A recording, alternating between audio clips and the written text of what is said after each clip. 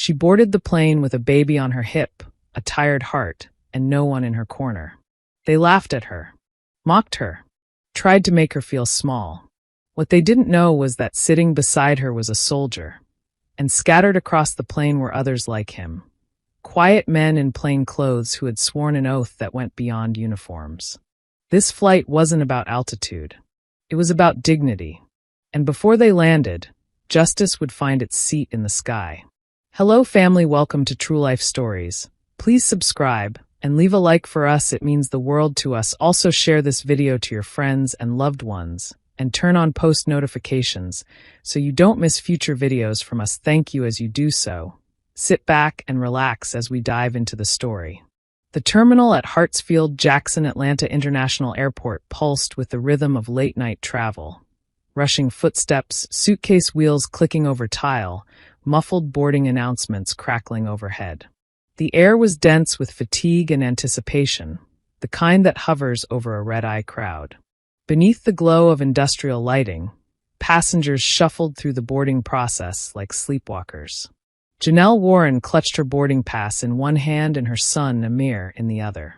The 9-month-old boy squirmed in her arms, wide-eyed and restless from the chaos. A soft film of sweat clung to her forehead. The baby bag hung heavy on her shoulder, threatening to slide off every few steps. She adjusted it with her elbow, the practiced motion of a mother used to managing too much with too little. She had gotten through TSA with minimal trouble, though the agent had side-eyed her passport like she might have forged it. She didn't argue. She never did. Janelle had learned to pick her battles, especially traveling alone. Especially with a baby. Especially as a black woman. Her fingers trembled slightly as she stepped onto the jet bridge, not from fear of flying, she'd flown before, but from the sheer weight of it all. Her sister's emergency in Los Angeles had jolted her into action just hours earlier. A hospital call. Words like stroke, overnight monitoring, and family contact still echoed in her ears. She'd bought the ticket with the last of her savings and threw everything she and Amir would need into a duffel and diaper bag. Inside the plane, the flight attendants were already in their automatic greeting mode. "Welcome aboard," one of them said, without looking up. Janelle nodded politely and made her way down the aisle, eyes scanning for her seat, 14A window. She was relieved to see it was near the wing, far enough from the bathrooms but not so far back she'd feel the constant hum of the engines. She slid into her seat carefully, maneuvering Amir into her lap as he grabbed at the window shade with curiosity. She gave a tired smile and whispered, "Not yet, baby. We gotta stay cool, all right?" He responded with a half-gurgled laugh that brought a flicker of joy to her face. As she secured the baby belt and organized Amir's things, his bottle, his soft blanket, his teething toy, a tall figure paused beside her row. He nodded toward the aisle seat, checking his ticket. "I think I'm 14B. Janelle scooted slightly to let him in, giving a polite smile. He was young, maybe mid-30s, with a calm, composed expression. Skin the color of deep mahogany, eyes alert but not unfriendly. His jawline was clean, his fade sharp. He wore a simple hoodie and dark jeans, but there was something in the way he carried himself that suggested discipline. "Mind if I take the aisle?" he asked quietly. "Not at all," she replied, grateful he wasn't the type to sigh at the sight of a mother and baby. As he took his seat, Amir reached out toward him, fascinated by the shine on his watch. The man chuckled. "Hey there, little man." Janelle was about to apologize when he added, "He's got a strong grip. You training him to be a linebacker already." She laughed softly, letting the tension in her shoulders release just a bit. "If it helps me sleep through the night, I'll train him for whatever he wants." "Fair enough," he replied, then extended a hand. "Marcus." "Janelle." He nodded, then leaned back as the last of the passengers boarded. Overhead bins slammed shut, seatbelts clicked into place, and the cabin began to quiet into the hush of pre-takeoff anticipation. Just as the safety announcements began to play, a raucous burst of laughter echoed from the back of the plane. Two men, both in their late 40s, ambled down the aisle with the casual swagger of people who had never been told no. One wore a flashy gold chain over a stained basketball jersey, the other a leather cap turned backward on his graying head. They looked like they belonged in a neighborhood dice game, not seat 15A and 15B. As they plopped into the row directly behind Janelle and Marcus, the woman's jaw clenched slightly. She recognized the type. Loud, unfiltered. The kind of men who measured their manhood by how much space they took up, and how uncomfortable they could make everyone around them. She looked at Marcus. He'd already put in one earbud and was scrolling through something on his phone, calm as ever. Janelle whispered soothing words to Amir, who had begun to squirm again, unsettled by the sudden sharp voices behind them. The cabin lights dimmed as the plane began its taxi toward the runway. Outside, Atlanta's city lights blurred against the rainy window. Inside, Janelle closed her eyes and inhaled deeply. She could already feel a storm brewing, but she hoped for once the flight would be uneventful. It wouldn't be. The plane had just broken through the clouds, leaving behind the glow of Atlanta's night lights. The cabin lights were dimmed, casting everything in a soft blue hue. Most passengers had settled into their routines. Some scrolling on phones, some reading, some already attempting to doze off beneath the scratchy airline blankets. But not the two men in row 15. Harold and Darnell were already making their presence known. Darnell leaned into the aisle, loudly discussing the crazy chick he'd met at the airport bar.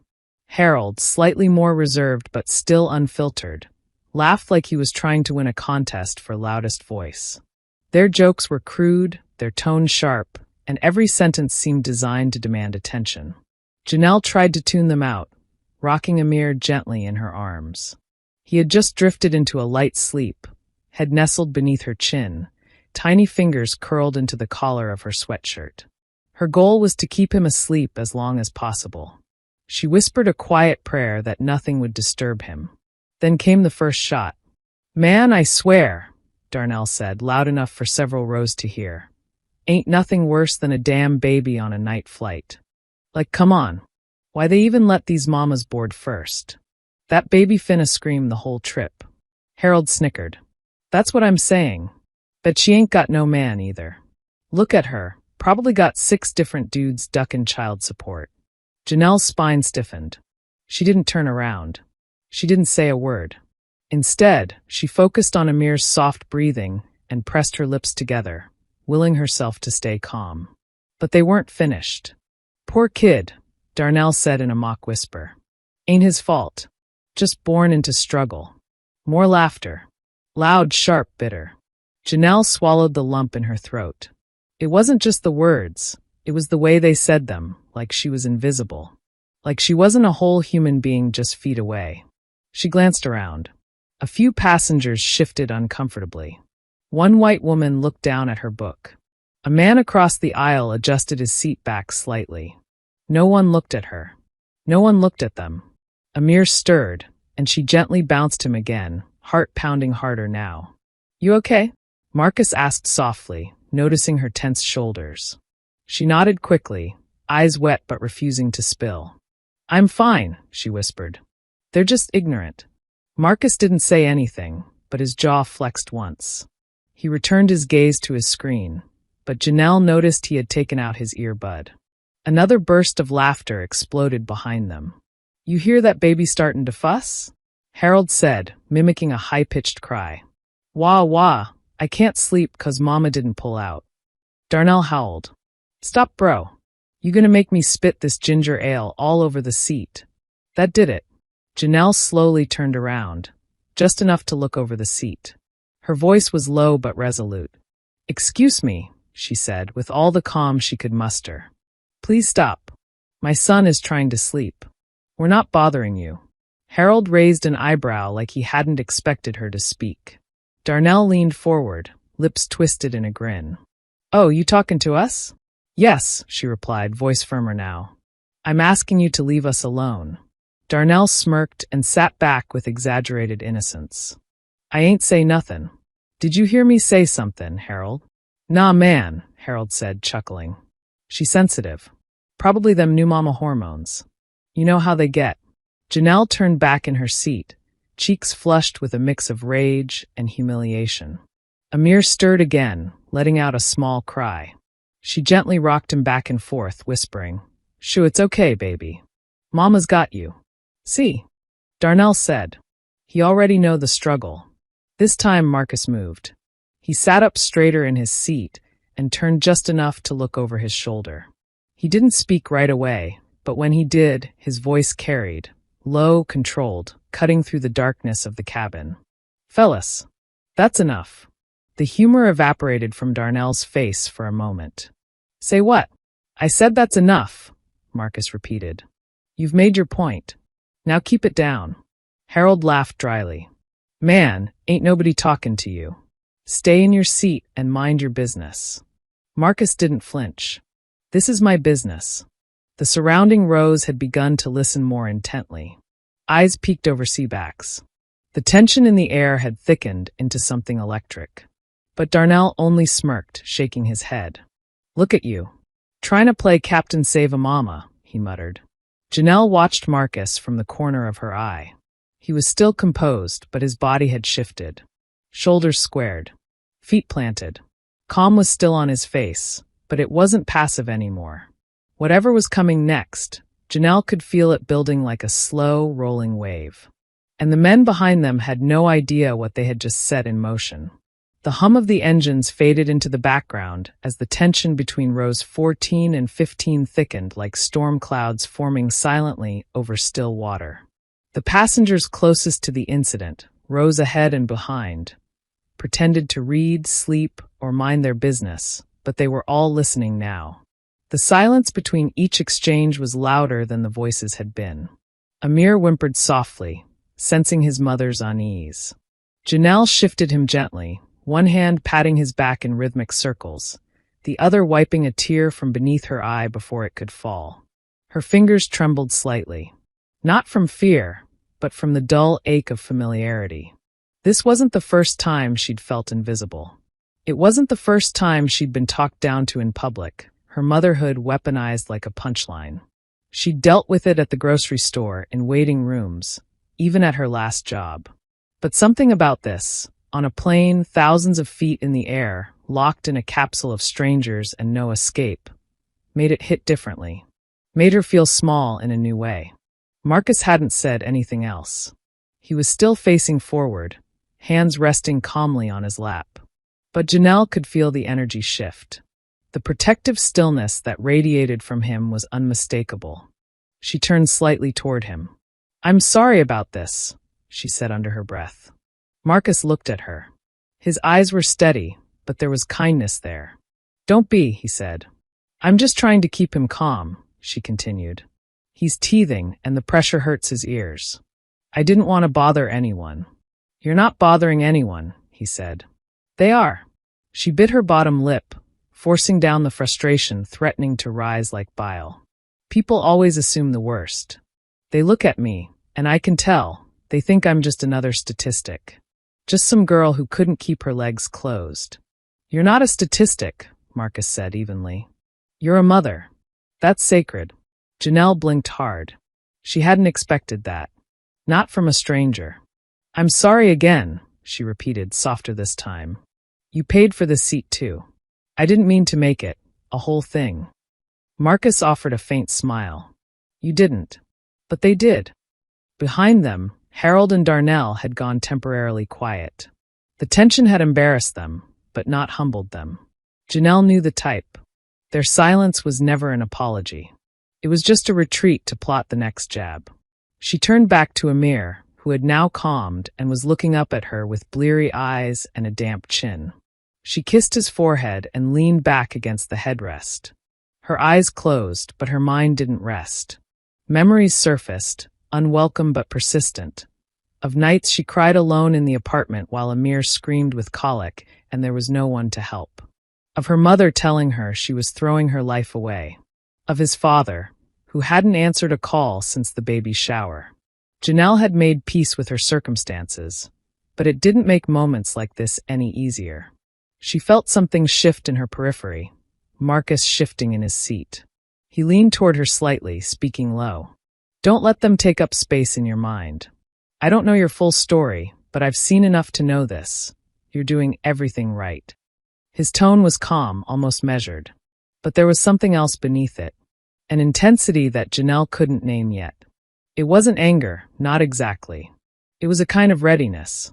Like someone trained to respond, waiting for the right moment. She looked at him for a long beat. You're not just some guy on his way to LA, are you? He offered her a small smile, one that didn't quite reach his eyes. You could say that. Janelle nodded, something inside her settling just a little. Maybe it was his posture, or his voice, or the way he hadn't tried to make her feel like a burden. For once, she didn't feel alone in this. Then, from behind, Darnell's voice broke the temporary peace. Man, it got real quiet over here. Hope Mr. Cool Boy ain't too shook to speak now. More snickering. Janelle exhaled sharply through her nose. Marcus didn't move. The silence that followed wasn't fear. It was anticipation. And across the plain, in pockets that were slowly being revealed, other men were listening too. The plane soared through the dark sky somewhere over Arkansas, but the real turbulence wasn't in the air. It was in row 14, wrapped in the quiet before a confrontation.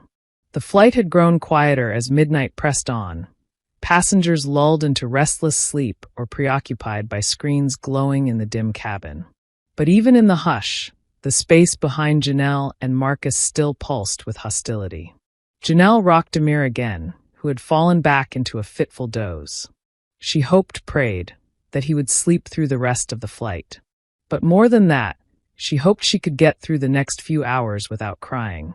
From behind, Harold's voice rang out again, lower this time, but no less cutting. She real cute, huh?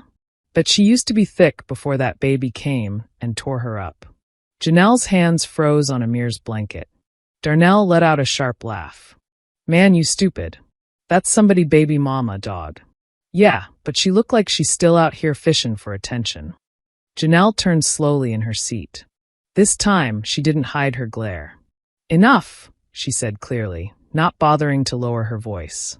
You're acting like children. I've asked you once already. Don't speak about me. Don't speak about my child. Just stop. Harold's smile didn't falter. Ain't nobody talking to you, sweetheart. You chose to be a single mama in public. That makes you part of the scenery. Darnell leaned forward now, his tone mocking and slow. Oh, look. She mad now. That was it. Marcus unbuckled his seatbelt and stood in one clean, smooth motion. He didn't yell. He didn't posture. He simply turned to face them fully, his body blocking the aisle. You're done, he said, his voice a controlled blade. Harold raised his eyebrows. Man, sit down. What you gonna do? Quote a rulebook at me? Marcus didn't move. This isn't about rules. It's about respect. And you're fresh out of it. Darnell rolled his eyes. Man, what UTSA? I'm Captain Marcus Hill, he said flatly, reaching into the inside pocket of his hoodie and producing a sleek, black leather ID wallet. He flipped it open for just a second, enough to show the official military ID, complete with rank, insignia, and photo. United States Army. You're harassing a civilian and a child. That makes this my business. Harold scoffed. Ain't nobody care about no army badge up in the air, bruh. This ain't Iraq. Exactly, Marcus said. Which is why you're still breathing easy. For a heartbeat, everything stopped. A man across the aisle put down his Kindle. A couple seated diagonally to the left leaned ever so slightly forward. Even the flight attendant at the far end of the galley paused mid-step. Darnell smirked. Man, you ain't gon' do nothin'. You out here flexin' like it's boot camp. Sit down and mind your seat. Janelle stared at the back of Marcus's head, breath shallow. Something in her told her that what was happening now had shifted beyond words. Marcus didn't sit. Instead, he looked toward the front of the plane, then glanced toward the rear. He gave a nod. Harold furrowed his brow, confused. What the hell was that?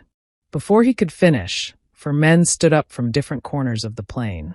One from first class, walking back calmly, the golden eagle of a Navy officer gleaming on his chest.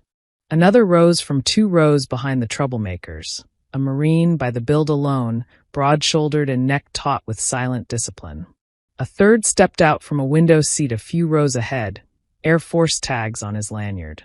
And the last came from the emergency row, with a Special Forces patch visible on his armrest bag. None of them raised their voices. None of them looked angry. But they closed in with purpose, forming a subtle perimeter around Harold and Darnell.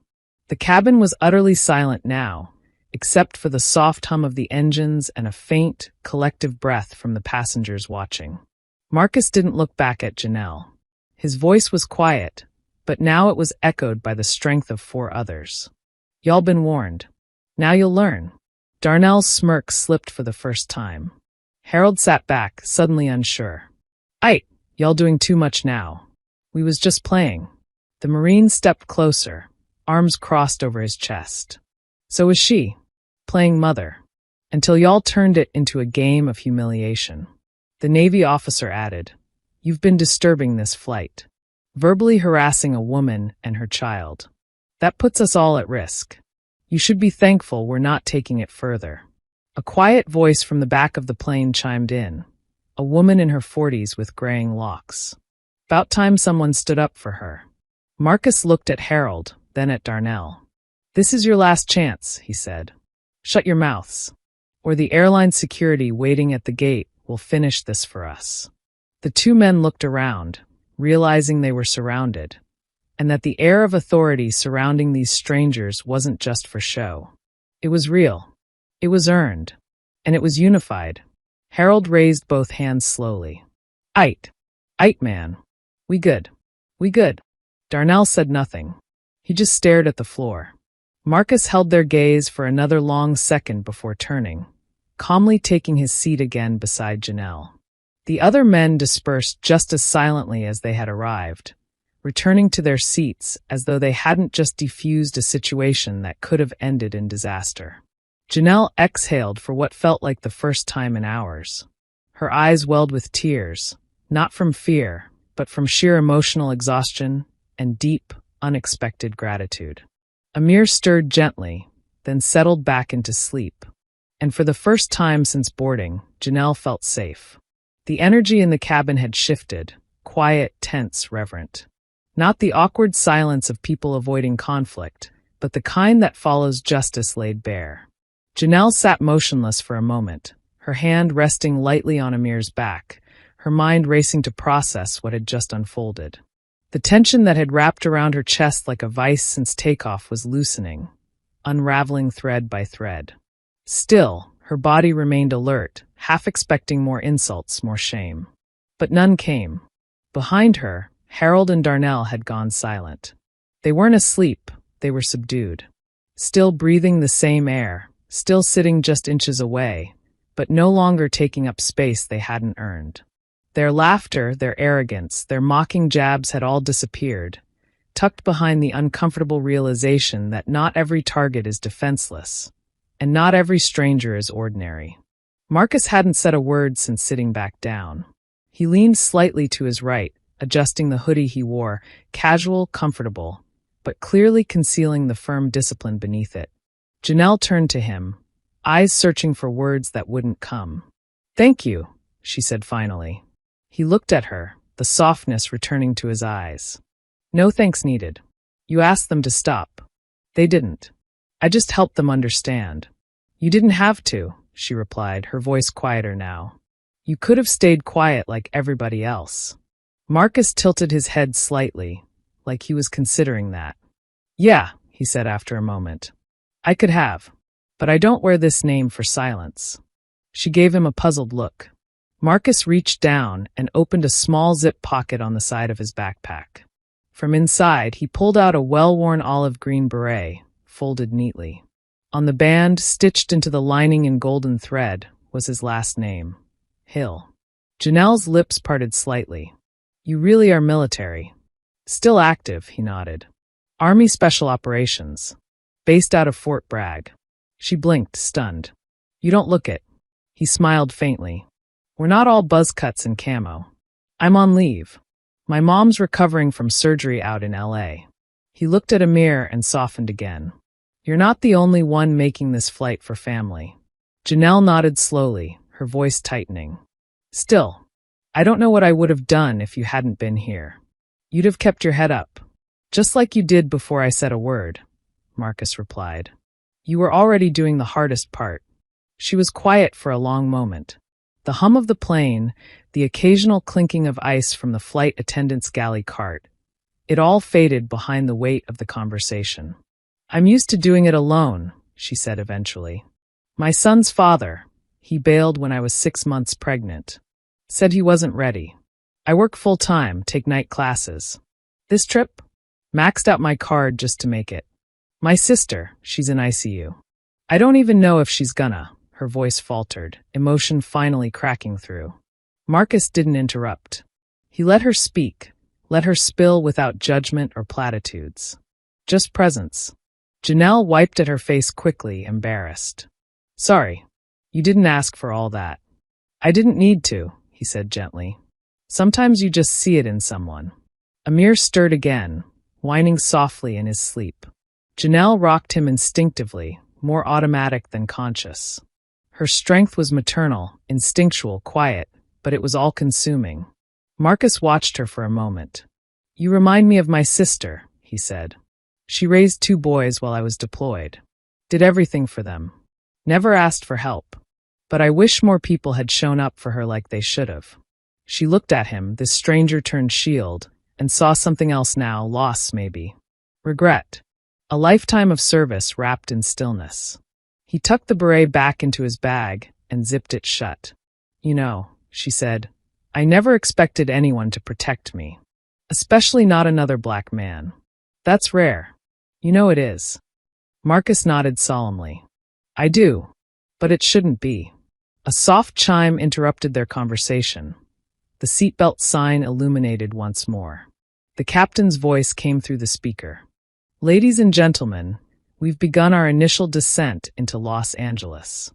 Local time is 2:14 a.m., and weather is a comfortable 61 degrees. The voice continued, but Janelle barely registered it. Her mind was spinning through everything that had just happened, through the weight she had carried alone, through the quiet power that had intervened without being asked. As the plane began its slow descent through the clouds over California, Janelle realized something she hadn't felt in a long time. She didn't feel alone. The soft jolt of the plane beginning its descent barely registered to most of the passengers. They were lost in their own private spaces, some dozing, others checking phones or stretching cramped legs. But a subtle current still buzzed in the air around rows 14 and 15, like the aftershock of a distant storm. Harold sat stiffly in his seat, his earlier bravado replaced with a rigid discomfort. Darnell hadn't spoken since the confrontation. His arms were crossed tight over his chest, jaw clenched, eyes staring ahead as if looking too long at anyone might trigger something he didn't want to face. What neither of them realized was that the confrontation had never been about them. It had always been about her. About the principle. About drawing the line. Marcus sat motionless beside Janelle, shoulders relaxed now, but not disengaged. His eyes flicked around the cabin as if still assessing for threat, still working from muscle memory. His calmness wasn't passive, it was learned, deliberate. That kind of restraint didn't come naturally. It was trained into someone who had seen worse and refused to let anything slip by unnoticed. Then it happened. One by one, as if coordinated by an unseen command, the other men began to move again. The Navy officer who had stood earlier now strolled back down the aisle, casually stretching his legs. He paused briefly by Marcus's row, meeting his eyes, nodding once. Good work, he said under his breath. Marcus returned the nod. You too. The Marine behind Darnell sat forward, resting his forearms on his thighs. You boys all right now? He asked with quiet intensity, looking directly at the 2 men. They didn't answer. He smiled coldly. Didn't think so. From across the aisle, the Air Force Tech Sergeant gave Janelle a nod of respect. He wasn't trying to insert himself, just to show he'd seen her. That she wasn't invisible.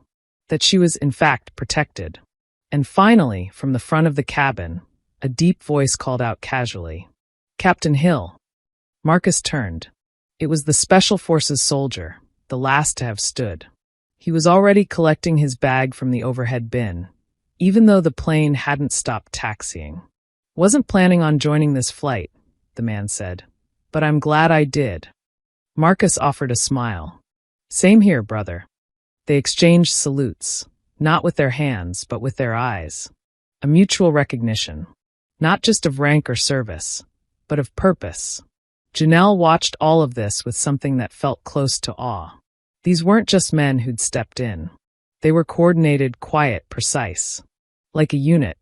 And though none of them wore uniforms, it was clear to her now they didn't need them. They wore their authority in the way they walked, the way they spoke, or chose not to speak, in the weight of their presence, in the depth of their restraint. And the most striking thing to her wasn't their strength, it was their unity. They were all different complexions, different builds, different branches, but all of them had seen her, heard her, defended her, without being asked, without being prompted, without seeking reward. They moved like men who had grown tired of watching women like her be dismissed, disrespected, and humiliated, especially by their own. Janelle looked at Marcus, her voice barely a whisper. "Did you plan that?" He gave a light shake of his head. "Didn't have to." He gestured around the cabin with a subtle tilt of his chin. "Sometimes we don't need to know each other to recognize each other." The weight of that truth settled on her chest like a warm hand, comforting, solid. She looked back toward Amir, who was now sleeping peacefully in her arms, his small chest rising and falling in rhythmic peace. "I hope he grows up like that," she said quietly. "Like you. Like them." Marcus nodded. "He already has everything he needs. He's got you." A voice crackled over the intercom again. "Flight attendants, please prepare the cabin for arrival." As the plane began its final descent into Los Angeles, dawn was still hours away. But in that moment, surrounded by quiet strength and unspoken solidarity, Janelle felt something rise in her for the first time in years. Pride, not just in herself, but in her people, in the brothers who stood, in the strangers who showed up, and in the future she held cradled in her arms. The landing gear touched down with a rumble and a screech of rubber on asphalt. The cabin shuddered slightly as the brakes engaged, slowing the massive plane along the LAX runway. The sudden motion stirred a few sleepy passengers awake. Seatbelts tightened. Carry-ons shifted. The announcement followed almost immediately. "Welcome to Los Angeles International Airport. Please remain seated until the aircraft comes to a complete stop, and the captain has turned off the seatbelt sign." The voice was polite, robotic, but the air around rows 14 and 15 remained tense and bristling with something far more human. Marcus hadn't moved. Neither had Janelle. Behind them, Harold and Darnell sat with heads bowed, still pretending to be invisible after a lifetime of loudness. But there was one thing left unfinished. The cabin lights brightened slightly. Marcus looked straight ahead, as if giving the moment time to settle. Then slowly he stood, not urgently but with purpose. He turned, facing the two men once more. They looked up instinctively, reflexively defensive. Harold opened his mouth to speak, but Marcus raised a hand, silencing him before a word could form. "I'm not here to punish you," he said, voice even and steady. "That's not my job. Life will handle that just fine." He paused. The entire section was listening, but he didn't raise his voice. "I want to say something else. Not as a soldier. As a black man. To two others." Harold blinked, caught off guard. Marcus continued. "Do you know how rare it is to see a black mother flying alone with her baby and not be judged? Do you know how exhausting it is for our women to keep their heads up when the people who should protect them are the first to tear them down?" Neither man answered. Y'all made jokes about her like she was nothing. Like her child was a burden. Like she didn't matter. He leaned forward slightly, his tone tightening. Not louder, but sharper. "You embarrassed her. You tried to make her feel ashamed. But all you did was show the rest of us how empty you are." Darnell looked down again. Marcus glanced toward Amir, still sleeping soundly in Janelle's arms. "That little boy," he said. "He doesn't need to grow up thinking that kind of disrespect is normal. That's why we stepped in. That's why we stood up. Because he, And every other black child watching is going to see how real men behave. One of the other servicemen stepped forward. Lance, the Marine, square-jawed and silent until now. "I was raised by a single mother," he said, voice low and gravelly. "She worked 2 jobs, had a cracked tooth from getting hit by my father, and still found time to teach me how to pray. She never asked for anything. And I made a promise to her. No woman would be disrespected in front of me again." The Air Force sergeant added, "We see enough enemies in the world. We don't need to make enemies of our own people." There was no applause, no dramatic moment of comeuppance. Just truth, delivered clean and direct, like a lesson taught in a classroom without a chalkboard. Janelle said nothing during all of this. She didn't need to. Her presence, her strengthened silence, was the anchor for everything. The plane finally came to a complete stop. The seatbelt sign dinged off. People began to rise, collect their things. Noise returned to the cabin, but it was muted, no longer invasive. Just the sound of people ready to move forward. Harold and Darnell stayed seated longer than most, weighed down not by turbulence, but by something heavier, accountability. As the soldiers retrieved their bags, they moved with purpose but without arrogance. They had done what needed to be done. No medals were awarded. No stories would be printed. But in the eyes of every passenger who had watched, and especially in the heart of one mother, they had earned a respect far beyond ceremony. Marcus looked at Janelle one last time. "You good?" he asked. She met his eyes and nodded. "More than good." He gave her a soft smile and turned to leave the aisle, his boots stepping lightly down the jet bridge. The other men followed, blending back into the world like smoke dispersing into air. And for Harold and Darnell, left behind with nothing but their shame and their own voices, they were reminded that not every seat on a plane is just about travel. Sometimes, it's about what kind of man you decide to be at 30,000 feet. The early morning chill of Los Angeles crept in through the jet bridge as the passengers spilled slowly into the terminal, blinking against the fluorescent lighting and the haze of sleeplessness. The city hadn't yet woken up, but LAX buzzed in its usual rhythm. Wheelchairs rolling, flight monitors flashing, and the faint hum of airport announcements echoing across polished floors. Janelle stepped off the plane holding Amir close to her chest. He was still sleeping, head tucked under her chin, completely at peace, unaware of the storm he had quietly endured and somehow calmed. The backpack weighed on her shoulders, the diaper bag digging into her hip, but none of it felt heavy anymore. Not after what she had witnessed. Not after what had been done for her.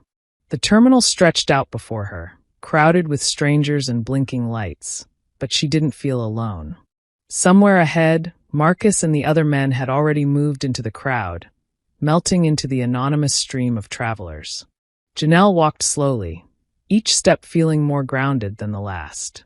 She passed gate after gate, looking toward the main terminal where her cousin was supposed to pick her up. But then, just as she reached the wide glass windows overlooking the runway, her phone buzzed in her pocket. A notification. Twitter. She opened it absent-mindedly. Camera with flash at Flygirl LAX. Witnessed something powerful on a red-eye from Atlanta. A young black mother was being harassed by 2 grown men on the plane. 5 black military servicemen stood up and made it clear that disrespect won't fly, literally. Respect. Protection. Community.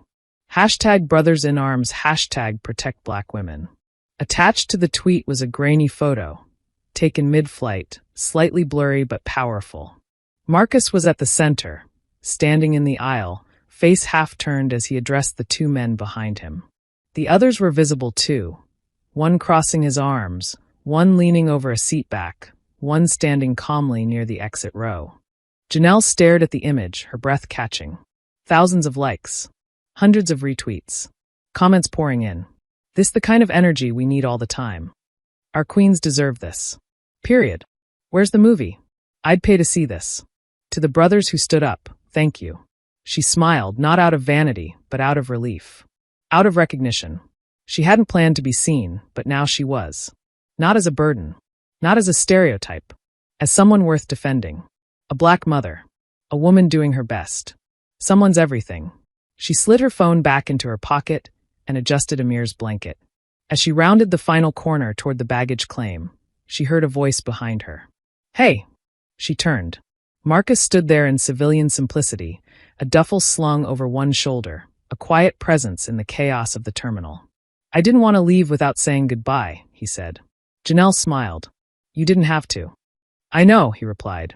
"But I wanted to." There was a pause, comfortable now, not awkward. "I saw the post," she said. "You're probably going to go viral." He laughed quietly. "Wasn't trying to.